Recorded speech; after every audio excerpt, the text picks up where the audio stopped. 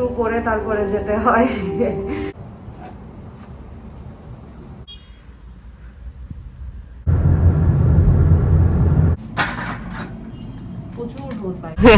উনি ছাড়া আগে ছিলাম না, 16 সালের কথা। আসসালামু আলাইকুম, কেমন আছেন সবাই? আমরা তো আলহামদুলিল্লাহ আল্লাহর রহমতে ভালো আছি। এখন ঠিক সকাল 8:05 মতো বাজে। রেডি হয়ে গেছি, আপনাদের ভাইয়া নিচে অপেক্ষা করতেছে, আমি নামতেছি।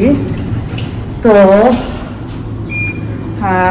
যাচ্ছি হলো আমার ড্রাইভিং স্কুলে। আমার আজকে একটা রিফ্রেশমেন্ট ক্লাস আছে, তো সেটা অ্যাটেন্ড করার জন্য। ক্লাসটা 9:30 থেকে শুরু হওয়ার কথা। পরে আমার যে ইনস্ট্রাক্টর উনি আমাকে নক দিয়ে বললেন যদি আর্লি আসতে পারো তাহলে ভালো হয়, তাহলে তোমার স্লটটা আর্লি পাবে। তো এই আর কি। আর ড্রাইভিং ক্লাসে একদম পুরো শু করে তারপরে যেতে হয়, মানে যাতে করে ড্রাইভটা ভালোভাবে সুন্দরভাবে করা যায়। তো আমি এই যে আমার এই লং গাউনটা, রেডি হিজাবগুলো খুবই সুবিধা। মাস্ক পরে নিয়েছি কারণ সব জায়গায় এখন এই অবস্থা, ভাইরাস। এই ক্লিপটুকু আমি গতকালকে রাত্রে রেকর্ড করেছিলাম, তখন ঠিক রাত 10:30 মতো বাজে, বাচ্চারাও ঘুমিয়ে গিয়েছিল। আমি না একটা জিনিস মানে আমার করতে খুবই বিরক্ত লাগে, সেটা হলো কাপড় আয়রন করা। আমি বেশিরভাগ জামাই দেখা যায় যে একদম প্রয়োজন না পড়লে আয়রন ছাড়াই গায়ে দেয় আর কি। তো এই রুমটা আমার 3rd বেডরুম, এটাকে আমি এখনও গুছিয়ে উঠতে পারি নাই, একটার পর একটা লেগেই আছে। তো আপনাদের ভাইয়াকে বলতেছিলাম মানে কালকে তো আমার যেতে হবে, তো আমার এইটা ড্রেসটা তো আমি আসলে ইস্ত্রি করা নাই, কি করব? বললো আচ্ছা রাখো আমি ইস্ত্রি করে দিচ্ছি। তো এই সুন্দর একটা কিউট মোমেন্ট ভাবলাম যে রেকর্ড করে আমার ভিডিওতেও রেখে দেই। এরকম প্রায় বললে ইস্ত্রি করে দেয়, আমি আবার একটু টেকনিক খাটিয়ে বলি, সে না করে না কখনোই। তো বলতেছে আচ্ছা রাখো আমি করে দিচ্ছি। তো সে যে আমার ড্রেসটা ইস্ত্রি করে দিচ্ছে, যেটা পরে আপনারা আমাকে দেখতে পাচ্ছেন। আসলে যেখানে যাচ্ছি সেখানে 3 পিস পরে যাওয়া যাবে না। এই তো আমরা বের হয়েছি, আপনাদের ভাইয়া আমাকে নামাই দিয়ে এসে অফিস করবে। প্রথমে তোষান তাইবকে নামাই দিয়ে আসলো, তারপরে আমি নিচে নামলাম, একসাথে এখন যাচ্ছি। আর মাস্ক পরতে খারাপ লাগতেছে না, ভালোই লাগতেছে। মাস্ক পরাটা আসলে এখন মানে মোটামুটি ম্যান্ডেটরি হয়ে গেছে, কারণ চারদিকে এত বেশি ভাইরাস, ইনফ্লুয়েঞ্জা, এগুলোর জন্য নিজেকে প্রোটেক্ট রাখা এবং অন্যকে প্রোটেক্ট রাখা। কারণ আমরা সবাই মোটামুটি অসুস্থতা থেকে রিকভারের ফেজে আছি। এখন আমাদের কাছ থেকেও স্প্রেড করতে পারে, এখনো হয়তো জার্ম থাকতে পারে। আমার জন্য আরেকজন সাফার কেন করবে? তো তোষান তাবিবকে স্কুলে আজকে মাস্ক পরাই দিছি, আমিও পরে নিছি। এটা কোভিডের সময়কার মাস্ক, এটা একটা স্পেশাল মাস্ক, এই জন্য আজকে এটা দেখলাম ট্যাগটা লাগানো আছে। পরে আপনাদের ভাইয়া বুঝে হাসতেছে, তো পরে এটা পরলাম আর কি। তো ঠিক আছে, চলুন যাওয়া যাক। ওই যে আপনাদের ভাইয়া আমাকে নামাই দিয়ে চলে গেল, আমি এখন অপেক্ষা করতেছি। এই যে লাল গাড়ি যাচ্ছে, আমি এখন ওয়েট করব, কারণ আমার একটু ওয়েট করতে হবে। ওই যে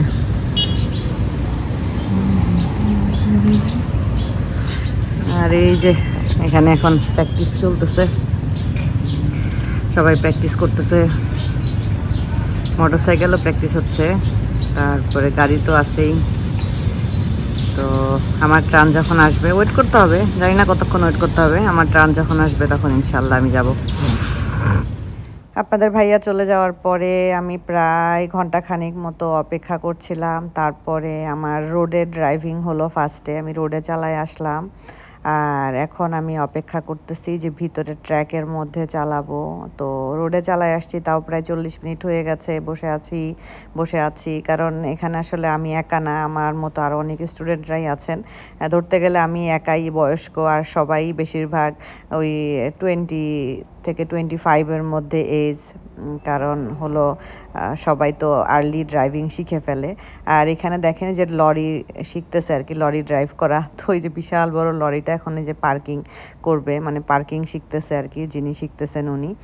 আর এখানকার আবহাওয়াটা না অনেক বেশি গরম, মানে এত বেশি রোদ এই জায়গাটাতে, তো বাতাসটাও খুব একটা নাই। তা আমি তো মানে অপেক্ষা করেই যাচ্ছি, অপেক্ষা করতে করতে আমি মানে কি বলবো, মানে অপেক্ষা জিনিসটা আসলে খুব একটা সুখকর কিছু না। তো যাই হোক, কিছু পেতে গেলে কিছু স্যাক্রিফাইস করতে হবে, কিছু কষ্ট করতে হবে, এটাই আর কি। তো অপেক্ষা করতে করতে যখন ডাক পড়বে তখন যাব। আমাকে এই যে ট্র্যাকের ভিতরে চালাইতে হবে, এখানে 5টা স্টেপ আছে, সেগুলোতে চালাইতে হবে। তো এখনও আমার ডাক পড়ে নাই, কি আর করার। তো আমি এখানে বিভিন্ন প্রাকৃতিক দৃশ্য অবলোকন করছি। আমি আপনাদেরকে একটা জিনিস দেখাই। আমি দূর থেকে দেখলাম এই যেখানে আম ধরে আছে, কে জানি আমের মধ্যে নাম লিখে গেছে ফাইজাল। মানে মানুষের মাথায় কত বুদ্ধি দেখেন। এই যে এখানে 3টা আম ধরে আছে একদম হাতের কাছে, মানে ধরলেই পারা যাবে এরকম আর কি। নাম লিখে গেছে কিসের জন্য বুঝলাম না। জায়গাটা অনেক সুন্দর।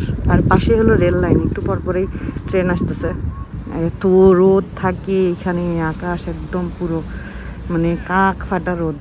তো দুপুর 2টার সময় আমার সব ক্লাস শেষ হলো। তারপরে আমি গ্র্যাব কল করলাম। গ্র্যাব আসতে আসতেও প্রায় অনেকক্ষণ লেগে গেছে। আপনাদের ভাইয়া নিতে আসতে পারবে না, কারণ তোশান্ত আবিবকে আনতে যেতে হবে স্কুল থেকে। আর এই যে গ্র্যাবে করে যাচ্ছি, গ্র্যাবে করেও অনেক সময় লাগে।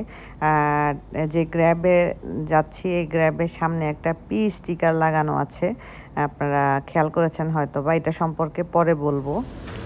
তো এই যে বাসায় চলে আসছি। তোশান্ত আবিব স্কুল থেকে চলে আসছে, আপনাদের ভাইয়া নিয়ে আসছে। ওরা মনে হয় বাসায় আছে, আপনাদের ভাইয়া আছে বাসায় মনে হয়, কারণ আপনাদের ভাইয়া নিয়ে আসছে। 5 মিনিট হলো, আমি বললাম যে তুমি দেখে যাও, আমি চলে আসছি।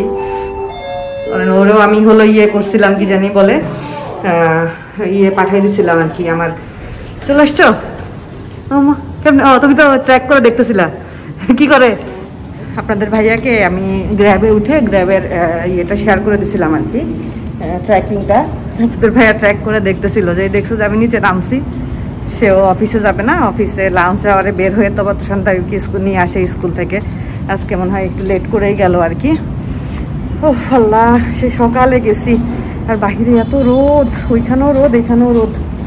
এখন এই যে ভিতরে ঢুকে তারপরে রান্নাবান্না আমি গতকালকে করে রাখছিলাম বেশি করে। এখন এগুলোরে গোসল টোসল করানো, খাওয়া দাওয়া, ঘর টুকটাক সকালে ক্লিন করে রেখে গেছি, বাকিগুলা করা।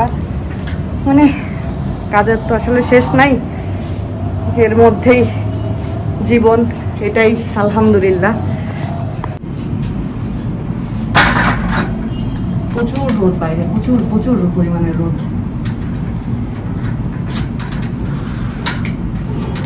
আবার যে গ্র্যাবে আসলাম, এই গ্র্যাব ড্রাইভারের সাথে অনেক মানে উনি অনেক কথা জিজ্ঞেস করলো, যেহেতু আমাকে ড্রাইভিং স্কুল থেকে নিয়ে আসছে, তাই অনেক কিছু বলতেছিল, সেগুলো আমি আপনাদের সাথে পরে শেয়ার করব। যাই হোক, কিছু ইনফরমেশন জানা থাকা ভালো। অবশ্যই ইনফরমেশন আপনাদের ভাইয়াও আমাকে বলতেছিল, সবাই আমাকে বলতেছিল। যাই হোক, ভিতরে ঢুকি, দেখি আমার বাচ্চাদের কি অবস্থা। দুপুরে বাইরে থেকে আসার পরে আর কোনো কিছুই আমি রেকর্ড করি নাই, কারণ আসছি, ঘরটর ক্লিন করছি, খাওয়া দাওয়া করছি, তারপরে আর এনার্জি ছিল না, রেস্ট করছি। এখন সন্ধ্যার পরে টুকটাক কিছু কেনাকাটা আছে, কালকে যেহেতু আমার থাক পরে বলতেছি। যাই হোক, সেখানের জন্য কিছু খাবার দাবার কেনাকাটা করতে হবে, তোশান্ত আবিবের টিফিনের জন্য কিছু কেনাকাটা করতে হবে। ওটা নিতে হবে, আসো আসো আসো। তো ভাবলাম যাই নিয়ে আসি। বাচ্চাগুলো সারাদিন মানে স্কুল থেকে আসার পরে এই যে ঘরের ভিতরে, বাইরে একটু গেলে ওদের একটু বাইরে যাওয়া হয়, একটু আউটিং হয়ে যায়। চলেন যাওয়া যাক। আর এখানকার ভিউটা তো অসাধারণ। তো আমরা অ্যাওনে এসেছি, এখান থেকে একটু ফ্রেঞ্চ ফ্রাই নিব। ফ্রেঞ্চ ফ্রাইটা শেষ হয়ে গেছে বাসায়, মাঝে মধ্যে বাচ্চারা ফ্রেঞ্চ ফ্রাইটা খেতে চায়। আর এসেছি মেনলি কালকে সকালের জন্য আমার কিছু নাস্তা কিনতে হবে। কালকে অনেক সকালে আমাকে বাসা থেকে বের হতে হবে, তাই কিছু খাবার দাবার নিতে হবে, কারণ বাচ্চাদের টিফিনের জন্য 2-1টা জিনিস নিতে হবে। তো এই কারণে বের হলাম। আর এখানে না মানে মাছগুলো মোটামুটি ভালোই পাওয়া যায়। আমি ইদানিং একটা মাছ খুঁজতেছি, কোথাও পাচ্ছি না, সেটা হলো রূপচাঁদা, সাদা ছোট্ট ছোট্ট রূপচাঁদাগুলো। আচ্ছা, আমি এখান থেকে যে ইয়েটা নিয়ে নেই, ভুট্টাটা, পপকর্ন খাই আমি। আপনারা অনেকে হয়তো আমার ভিডিওতে দেখেছেন, আমি প্রায় মাঝে মধ্যেই ভুট্টা দিয়ে পপকর্ন ভেজে খাই, আমার ভালো লাগে, বাচ্চারাও পছন্দ করে। আর এখানে দেখতেছি স্যামন ফিশ, আরও অনেক রকমের ফিশ আছে। এখানকার ফিশগুলো ভালোই টাটকা। আর এখানে দেখলাম মাছের ডিম এই যে এভাবে করে প্যাকেট করে বিক্রি হচ্ছে, বাট কি মাছের ডিম বুঝতে পারলাম না। তারপরে চিংড়ি মাছগুলো বেশ বড় বড়। ওই দিনকে আপনাদের ভাইয়া কিছু চিংড়ি মাছ এনেছিল, গতকাল আমি রান্না করেছিলাম। ওই চিংড়ি মাছগুলো বেশ বড় ছিল। আর এখানে কিছু আছে যে কি জানি সি ফুড আছে আর কি। এই তো এখানে রূপচাঁদা আছে, 2 রকমের আছে, একটা কালো আর একটা হলো ওই যে এরকম, কিন্তু ওই যে ছোট ছোট যে সাদা যেগুলাকে আসল রূপচাঁদা বলা যায়, ওই রূপচাঁদাটা আমি কোথাও খুঁজে পাচ্ছি না। যাই হোক, নসিবে যখন থাকবে, রিজিকে যখন থাকবে ইনশাআল্লাহ পাবো। খুঁজতে থাকি, সমস্যা নেই। আমি একটু চিকেন নিব ভাবতেছি। এখানে সব ম্যারিনেট করা স্টেক, তারপরে চিকেনের থাই, এগুলা জাস্ট শুধু নিয়ে গিয়ে বারবিকিউ করলেই হয়ে যাবে। তো এগুলো হলো ওনাদের মালয়েশিয়ানদের মশলা দিয়ে ম্যারিনেট করা আর কি। তা আমি ভাবতেছি যে প্যাকেটে কাটা থাকে না, ওরকম একটা হোল চিকেনের প্যাকেট নিয়ে নিব। চিকেনটা বাসায় থাকলে একটু শান্তি লাগে, কারণ বাচ্চারা চিকেনটাই বেশি পছন্দ করে। আপনাদের ভাইয়া দিন বলতেছিল যে চিকেন আর খেতে ইচ্ছা করে না, একটু গরু রান্না করো। তো গরু আছে, ওইটা রান্না করবো ইনশাআল্লাহ। আর আমাদের এখানে টুকটাক নেওয়া শেষ। এখানে সামনে দেখলাম আবার এরকম কাপড় চোপড়ের দোকান বসেছে। তো ওখানে মেড ইন বাংলাদেশ লেখা গেঞ্জিটাতে। তোষান প্রথমে খেয়াল করে আমাকে দেখাইছে, বললো দেখো আম্মু মেড ইন বাংলাদেশ লেখা। আমি বললাম হ্যাঁ, গার্মেন্টসের জন্য বাংলাদেশ অনেক বিখ্যাত বাবা।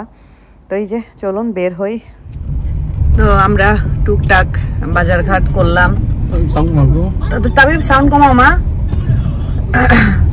তারপরে টুকটাক একটু খাওয়া দাওয়া করা হলো।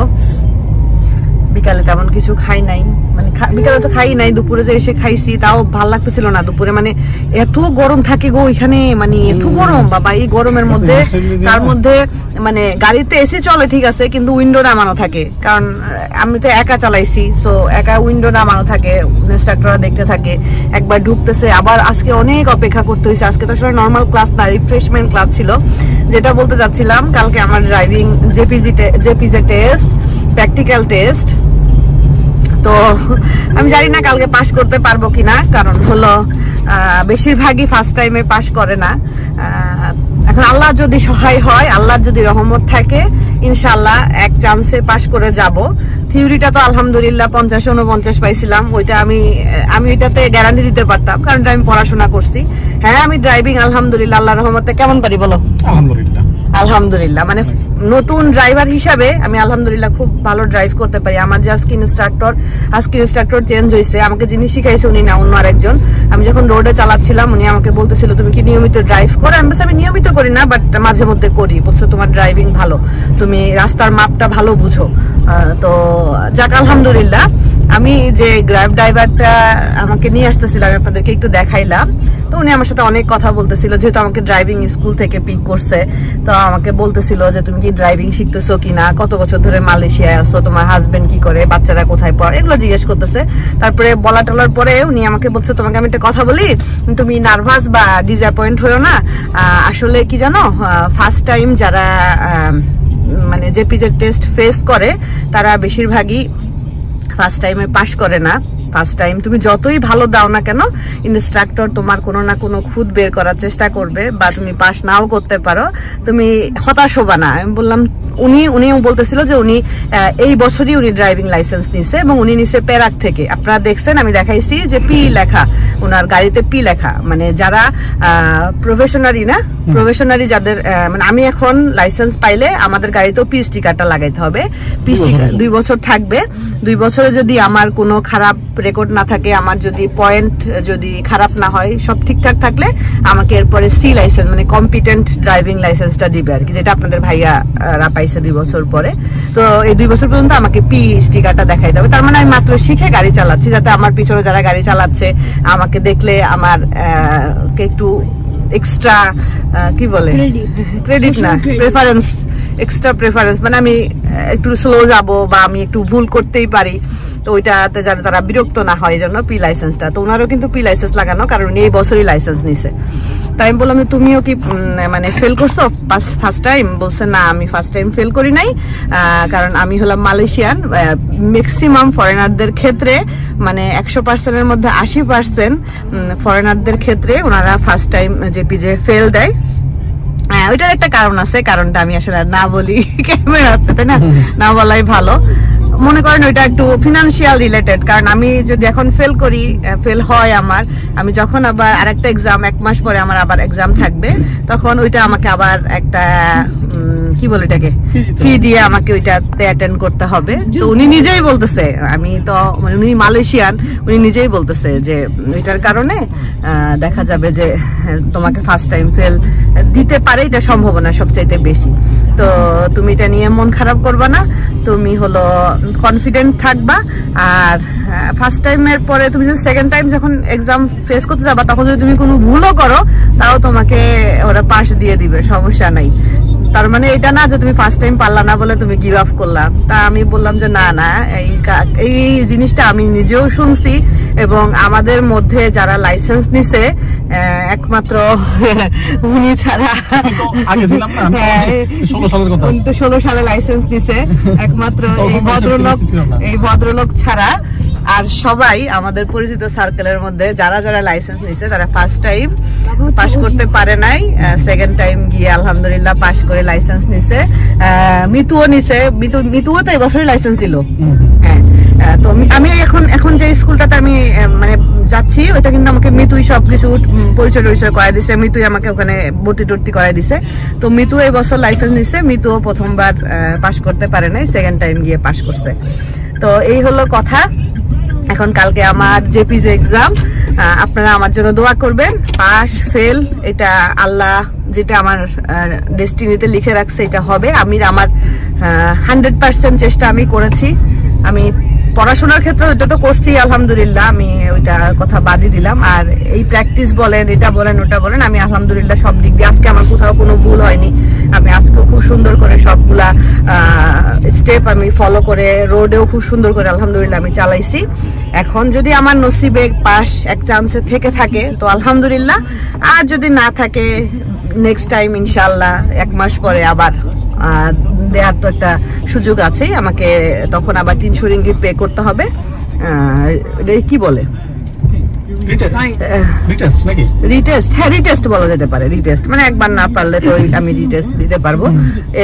রিটেস্ট আমার এখন যে লাইসেন্সটা আছে এল লাইসেন্স, এই এল লাইসেন্সটা 1 বছর পর্যন্ত আমি রিনিউ করায় ইনশাল্লাহ 1 বছর লাগবে না। কালকে আশা করি আমি আশা করি আল্লাহ যদি সহায় হয় আমি কালকে ইনশাল্লাহ পাস করব, ইনশাল্লাহ। কারণ সব সময় আল্লাহ বলছে পজিটিভ চিন্তা করো, নেগেটিভ না করো। কিন্তু আমার আশেপাশের সারাউন্ডিং যারা আছে তারা তো একটু নেগেটিভ। যেমন আজকে গ্র্যাব উনি মালয়েশিয়ান, উনি এই কথা বললেন, তো সমস্যা নাই, আল্লাহ ভরসা।